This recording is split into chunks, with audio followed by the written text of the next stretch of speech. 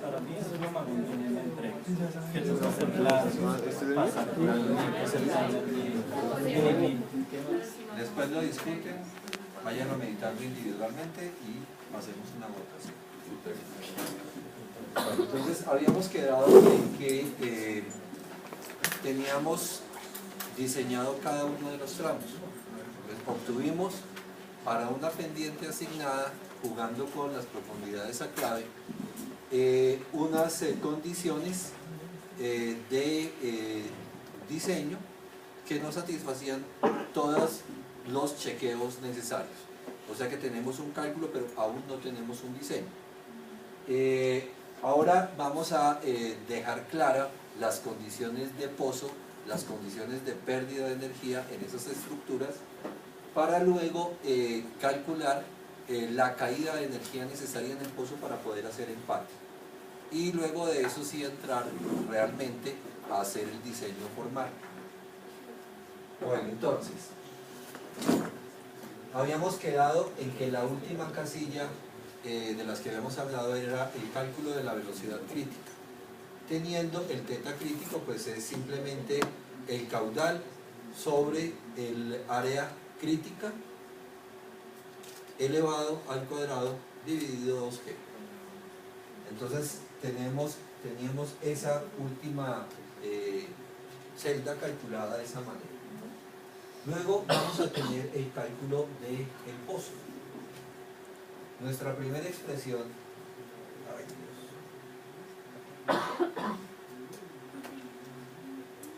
Dios, es esa.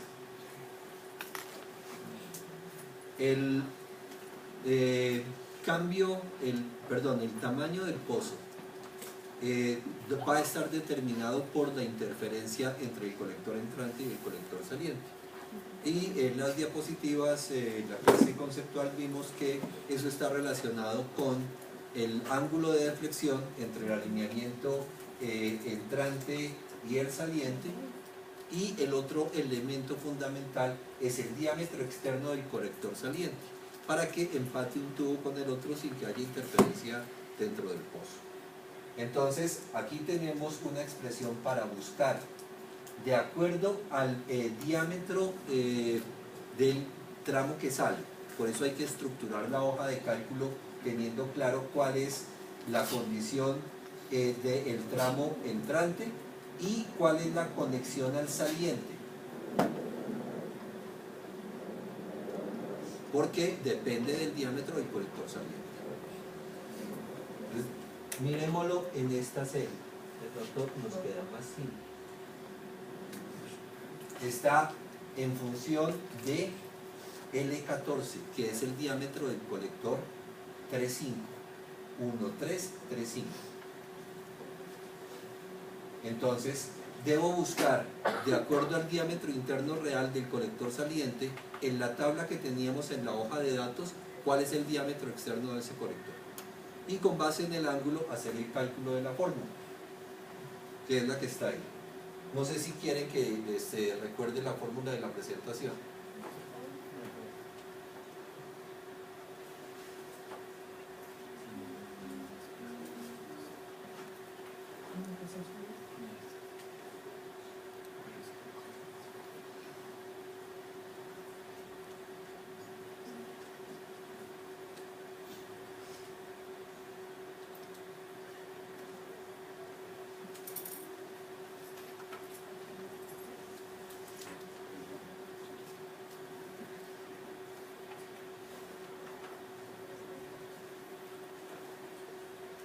Esta expresión. El diámetro del pozo va a ser el diámetro externo del colector saliente sobre coseno de delta menos.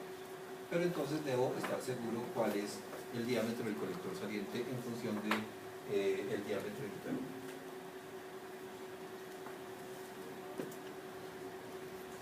Como ven, estos tamaños son relativamente pequeños, incluso para cambios de dirección de 90 grados. Entonces generalmente no van a dominar el diseño. Solamente lo empiezan a diseñar cuando el colector saliente empieza a tener un diámetro mayor a 24 pulgadas generalmente. Bueno, ahora vamos a pasar a la siguiente celda. Por pérdidas, vamos a tener ese condicional porque es necesario determinar si la situación de flujo es subcrítica o supercrítica. Entonces, tengo que preguntar si en AE está la energía, el número de Flood. Tengo que preguntar si es menor que 1 o si es mayor que 1 para saber si es sub o supercrítico. Y con base en ello utilizar la ecuación respectiva. Entonces,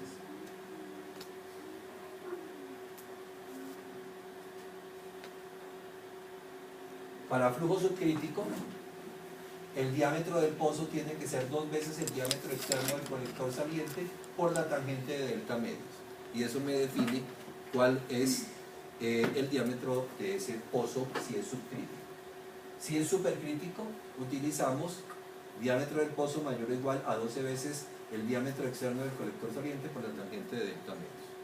Entonces debo en mi hoja de cálculo establecer si es subcrítico, la utilizo con 2, si es supercrítico, la utilizo con 12.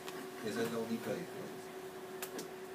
Finalmente, debo evaluar según las condiciones operativas y constructivas cuál es el diámetro del pozo. Entonces, si el colector es menor de 600 milímetros, utiliza 1,2. Si es menor a 760, utiliza 1,5, y si es mayor, 1,8, que correspondía a lo que habíamos definido de esta tabla.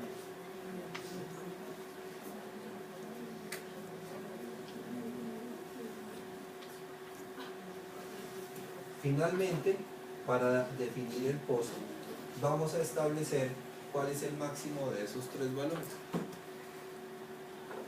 Ese máximo me va a determinar cuál es finalmente el diámetro adoptado.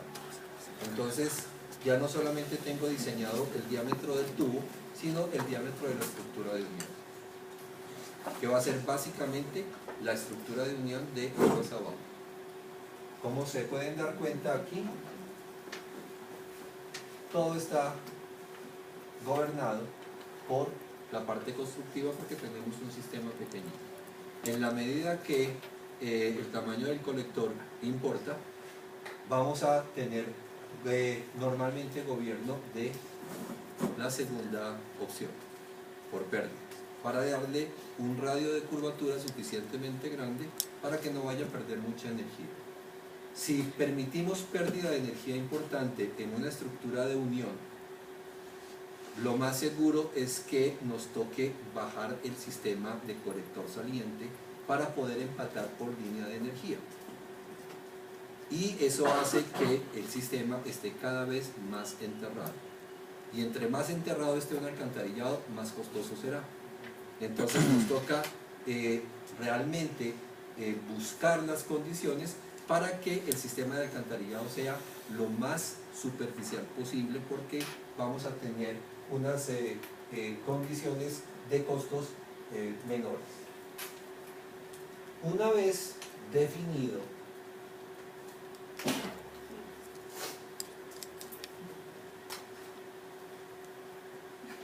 el diámetro del pozo, vamos a definir el radio de curvatura que debe tener la cañuela dentro del pozo para poder hacer el direccionamiento correcto del flujo sin que se pierda la energía que ya hemos supuesto que no se va a perder. Entonces, vamos a preguntarnos únicamente si el ángulo es igual a 0, pues no voy a tener cambio de dirección y por lo tanto no voy a tener que hacer cañuela. Si tengo cambio de dirección, necesito calcular el radio de curvatura de la cañuela. Y ese radio de curvatura de la cañuela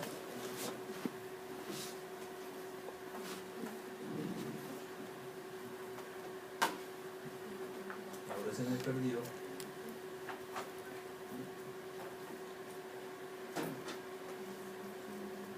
de acuerdo si es subcrítico o supercrítico, me va a definir si el radio de curvatura al diámetro del colector saliente es mayor que 1 o va a ser mayor a 6, que es la condición supercrítica. Entonces esta va a ser esta celda de cálculo del radio de curvatura de nuestro colector dentro del pozo. Se verifica la relación radio de curvatura a diámetro del colector saliente y con base en ella vamos a hacer el cálculo posterior de la pérdida de energía. Bien, ahora vamos a determinar cuál es la pérdida por cambio de dirección. Nuevamente debo preguntar si el flujo es subcrítico o si es supercrítico, y debo preguntar la relación R sobre D en qué rango está. ¿Por qué? Porque tenemos esta tabla. Si el flujo es subcrítico y el radio de curvatura sobre el diámetro del colector saliente está entre 1 y 1,5, el valor de pérdidas, el K, es 0.4. Si está entre 1,5 y 3 es 0.2, si es mayor que 3 es 0.05. Y si es supercrítico, vamos a tener esos valores, pero para otras relaciones de radio de curvatura a diámetro del colector saliente. Eso es lo que hace ese condicional anidario. Me clasifica para flujo subcrítico o supercrítico en qué rango está la relación radio de curvatura a diámetro, y adopta un valor de coeficiente de pérdidas que lo va a multiplicar por la energía cinética del colector entrante, es decir, la energía del flujo que entra al pozo, que es la que se va a perder. Entonces vamos a tener, de acuerdo al radio de curvatura, unos valores de pérdida que normalmente, si hemos hecho la tarea juiciosos en los pasos anteriores, vamos a tener una pérdida de energía muy bajita, como la que está ahí. Entonces nos hemos tomado la molestia de diseñar de tal manera que la disipación por cambio de dirección sea mínima. En la celda siguiente vamos a calcular la pérdida de energía por unión de flujos, que se traduce en cambios de velocidad. Entonces debo tener la energía cinética entrante y la energía cinética saliente, es decir, la energía de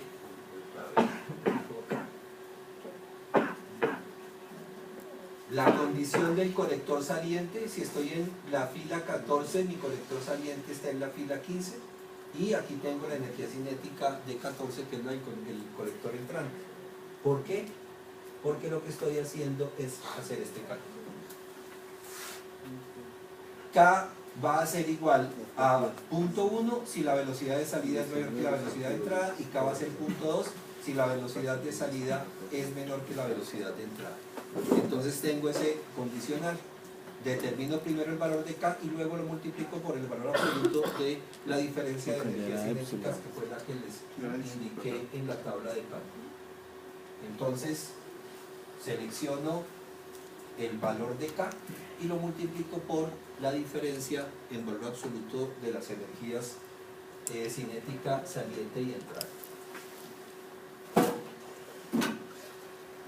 Nuevamente, si hemos hecho la tarea bien, vamos a tener una disipación de energía baja.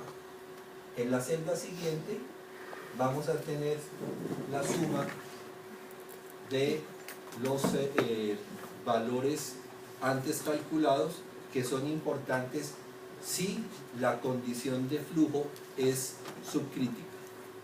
Cuando el flujo es supercrítico, vamos a tener que hacer un almacenamiento en el pozo para que esa energía sea la que proporcione las condiciones de flujo supercrítico en la salida. Entonces la pregunta es: el flujo del colector saliente es subcrítico o supercrítico. En caso de que sea subcrítico, voy a contemplar las pérdidas de energía. En caso contrario, voy a adoptar cero y voy a tener que hacer un almacenamiento y hacer el cálculo de nuestro sistema en almacenamiento. No me acuerdo si esto lo vimos en clase o no. El empate por línea de energía. ¿La parte conceptual la vimos? De pronto ahorita me asaltó la duda y creo que no. Entonces, veámosla rápidamente antes de seguir.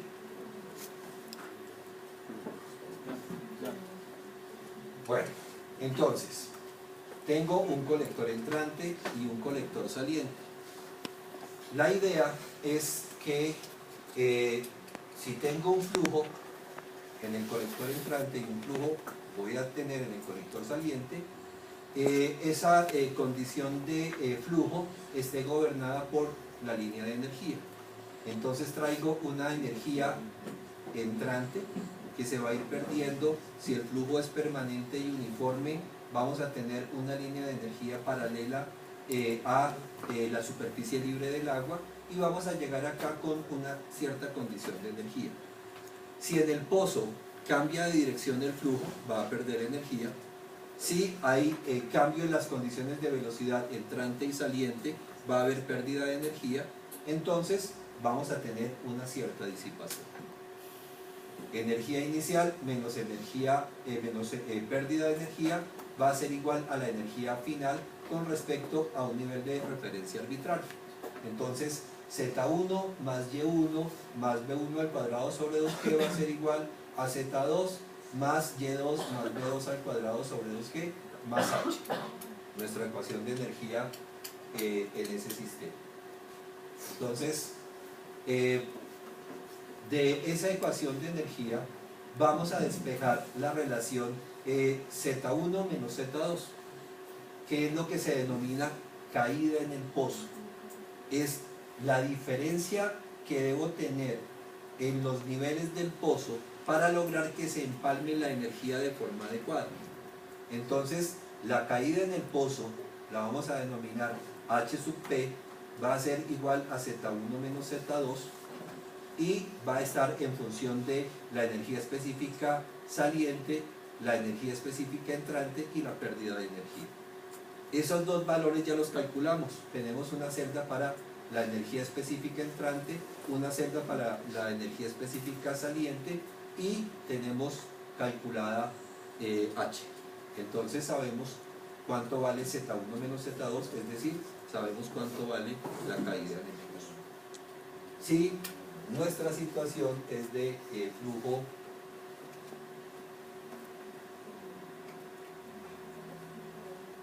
subcrítico.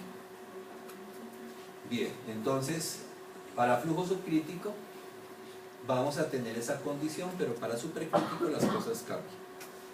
En el flujo supercrítico saliente voy a tener un flujo de entrada y no va a tener suficiente energía cinética.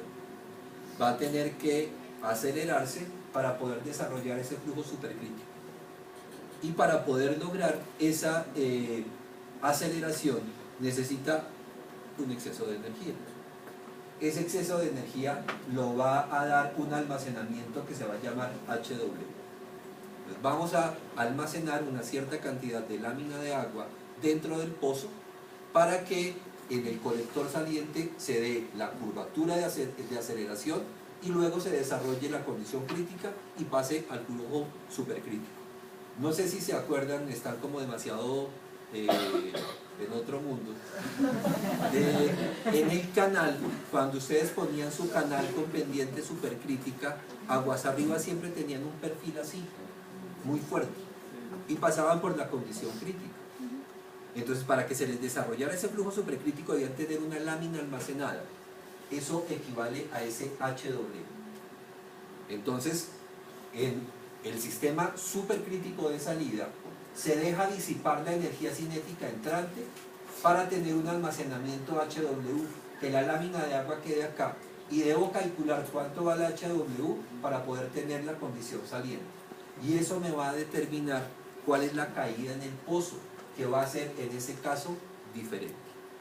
Entonces, para ese tipo de situación no tenemos una expresión matemática que nos describa qué tanto se debe almacenar. La solución, como siempre en hidráulica, es ir al laboratorio y hacer modelos a escala y ensayarlos y obtener mediante ese desarrollo unas relaciones adimensionales que nos permitan poder resolver el problema. Entonces, hace muchos años hicieron ensayos con pozos de inspección, con colectores con diferentes condiciones de pendiente para tener con diferentes caudales diferentes necesidades de almacenamiento, evaluaron los almacenamientos para que el flujo se desarrollara bien. Entonces, siempre que hace uno un experimento, ¿se acuerdan de mecánica de fluidos? Que calculaba unos números adimensionales y que le llegaban mediante análisis dimensional de los parámetros que uno cree que están involucrados en el fenómeno, llega una función de algún tipo. En este caso, determinaron que el almacenamiento de agua al diámetro del colector saliente, adimensional, altura sobre altura, era una función adimensional de un parámetro. Si ustedes se fijan en este parámetro, aquí está Q y acá está D al cuadrado. Es decir, que implícitamente por ahí hay una relación con la velocidad. Y tienen la raíz de G por D, siendo D otra vez acá el diámetro del colector. Entonces ese es un número de Froude disfrazado. Es un flujo a superficie libre, luego es lógico que el número de Froude esté involucrado de alguna manera. Pero en este caso seleccionaron como parámetros de diseño específicos el diámetro del colector saliente, el caudal de entrada, y hay que determinar HW en función de ese diámetro del colector saliente. Bien, luego de obtener ese parámetro empezaron a medir las condiciones en diferentes situaciones y determinaron que habían dos posibilidades. Una, que la entrada fuera no sumergida, es decir, que la lámina de agua no se tocase en ningún punto con la estructura de pozo. En ese caso, la lámina de agua se desarrolla bien aquí y se tiene la aceleración y se desarrolla un flujo adecuado. Eso era cierto si nuestro parámetro adimensional de número de Froude raro era menor o igual a 0.62. Entonces, en ese experimento se determinó que hay una condición que se denomina no sumergida cuando el parámetro es menor a 0.62. Y hay, Dios, lo dije, he hecho un genio, parece que hubiera trasnochado con ustedes. Bueno, en ese caso hay una relación clara entre el parámetro HW sobre D contra la energía específica crítica y la energía específica del flujo contra el diámetro del colector saliente, y estaba relacionada con un coeficiente K.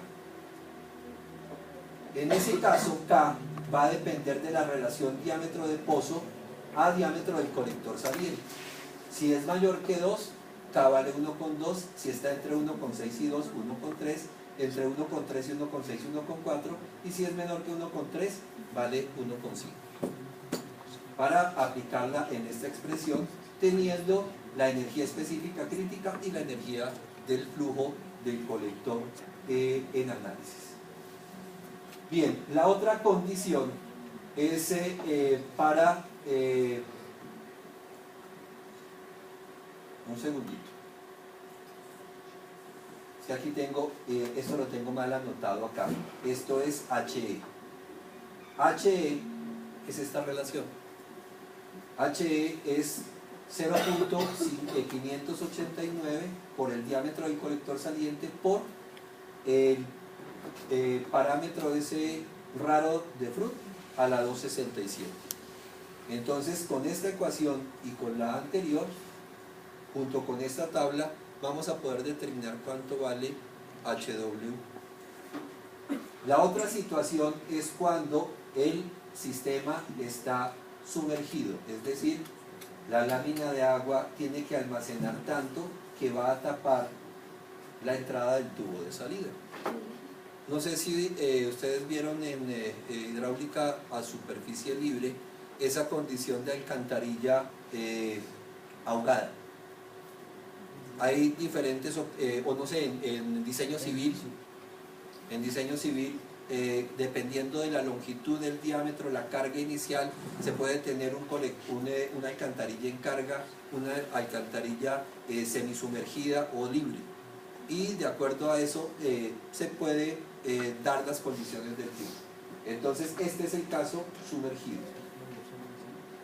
Para ese caso sumergido, la relación HW sobre DS es igual a K, factor de 0.7 más 1,71 de nuestro número de Freund raro al cuadrado. Entonces tengo otra condición diferente. Lo único malo de esta última es que normalmente es grande.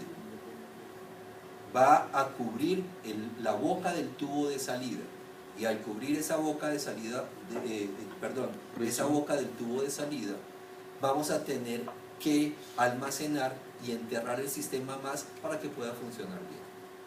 Y no me va a quedar completamente aireado.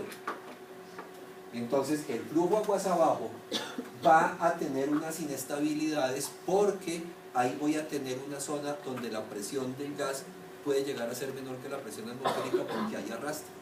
Y si hay arrastre, hay subpresión, y si hay subpresión, la lámina va a empezar a subir, y es posible que empiece a oscilar, y mi flujo va a ser un poco inestable. Entonces eso no es bueno. Perder el control de las condiciones del flujo nunca es adecuado cuando uno está diseñando.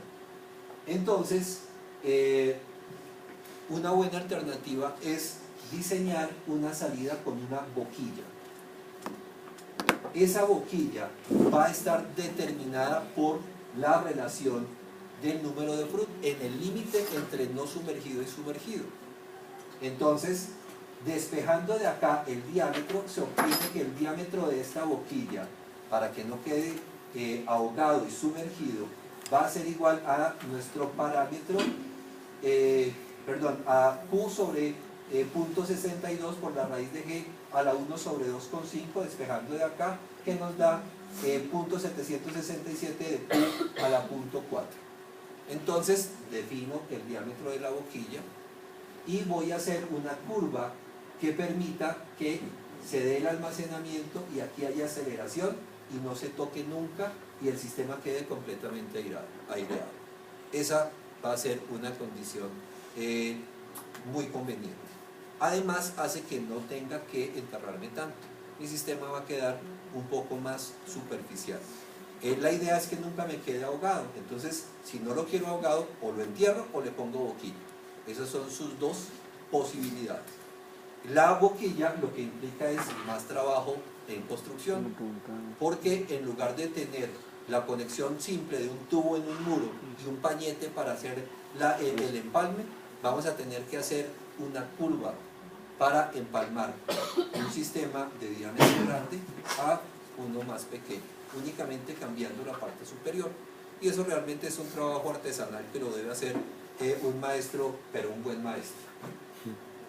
Bien, el otro elemento importante para que no se ahogue es qué longitud de boquilla era necesaria. Entonces, otra vez, en esos experimentos determinaron que la longitud de la boquilla es 6 veces el diámetro de la boquilla menos el diámetro del colector saliente. Es decir, esta diferencia de altura la multiplico por 6 para dar esa longitud de boquilla y tener una curva que me permita que esta zona sea completamente aireada. En ese caso vamos a tener nuestro sistema bien empalmado. Entonces es diferente si el flujo de salida es subcrítico o si el flujo de salida es supercrítico. Vamos a tener una caída en el pozo que va a estar o bien gobernada por las pérdidas de energía si el flujo es subcrítico, o por una altura HW si el flujo es supercrítico. Bien. Bueno, digamos que para completar la presentación, este es el colector inicial, este es la estructura de unión, este es el colector de llegada y tengo dos alineamientos con longitud L1 y L2. Los colectores se hacen con tubos, uniendo tubos, pero normalmente la longitud total del tramo no me va a casar con un número entero de tubos. Entonces tengo que determinar cuántos tubos comerciales me van a caber en el sistema y voy a tener dos alternativas. O tomo un tubo y lo corto para hacer este retazo y este retazo, o simplemente empiezo con un tubo completo, otro completo y finalmente termino en un remate. Pero ese remate implica coger una tubería y cortarla, es decir, que voy a tener un cierto desperdicio. Y cortar una tubería a una cierta longitud no es fácil dependiendo de la tubería. Digamos que tengo una tubería de grés. Imagínense que tengo una tubería, un tubo de grés y lo quiero recortar. ¿Qué tengo que hacer? Simplemente lo cimbro, cojo la pulidora y le meto la pulidora.